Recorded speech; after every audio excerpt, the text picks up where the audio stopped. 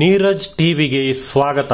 Donald Trump ನಾನೇ ಎಲ್ಲಾ ಯುದ್ಧ ನಿಲ್ಲಿಸಿದ್ದು ನಾನೇ. ಜಾಗತಿಕವಾಗಿ ನಗೆ ಪಟಾಲದ ಟ್ರಂಪ್. ವಾಷಿಂಗ್ಟನ್ ಅಧ್ಯಕ್ಷ ಡೊನಾಲ್ಡ್ ಟ್ರಂಪ್ 80ನೇ ವಿಶ್ವಸಂಸ್ಥೆಯ ಸಾಮಾನ್ಯ ಸಭೆಯ ಅಧಿವೇಶನವನ್ನು ಉದ್ದೇಶಿಸಿ ಮಾತನಾಡುತ್ತಾ ತಾನು ಕೇವಲ 7 ತಿಂಗಳಲ್ಲಿ ಭಾರತ, ಪಾಕಿಸ್ತಾನ ಸೇರಿದಂತೆ 7 ಅಂತ್ಯವಿಲ್ಲದ ಯುದ್ಧಗಳನ್ನು ಕೊನೆಗೊಳಿಸಿದ್ದೇನೆ ಎಂದು ಪುನರುಚ್ಚರಿಸಿದ್ದಾರೆ. ಈ ವರ್ಷದ ಮೇ ತಿಂಗಳಲ್ಲಿ ಭಾರತ ಮತ್ತು ಪಾಕಿಸ್ತಾನದ ನಡುವಿನ ಕದನ ವಿರಾಮದಲ್ಲಿ ತಮ್ಮ ಪಾತ್ರವಿದೆ ಎಂಬ ಹೇಳಿಕೆಯನ್ನು ಟ್ರಂಪ್ ಪದೇ ಹೇಳಿಕೊಂಡಿದ್ದು ಈಗ ವಿಶ್ವಸಂಸ್ಥೆಯ ಸಾಮಾನ್ಯ ಸಭೆಯಲ್ಲೂ ಪುನರುಚ್ಚರಿಸಿದ್ದಾರೆ. ಆದರೆ ಟ್ರಂಪ್ ಅವರ ಈ ಹೇಳಿಕೆಯನ್ನು ಭಾರತ ಮೊದಲಿನಿಂದಲೂ ದೃಢವಾಗಿ ನಿರಾಕರಿಸಿದೆ. ಆದರೂ ಟ್ರಂಪ್ ತಮ್ಮ ಹೇಳಿಕೆಯನ್ನು ಮುಂದುವರಿಸಿದ್ದಾರೆ.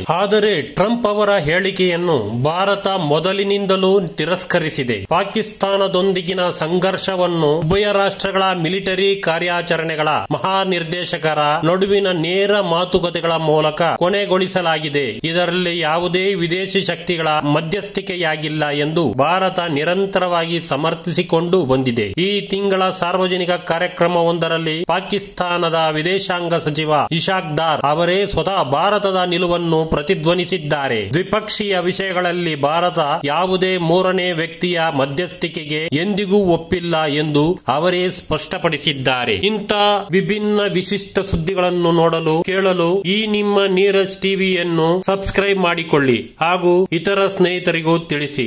ನಮಸ್ಕಾರಗಳು.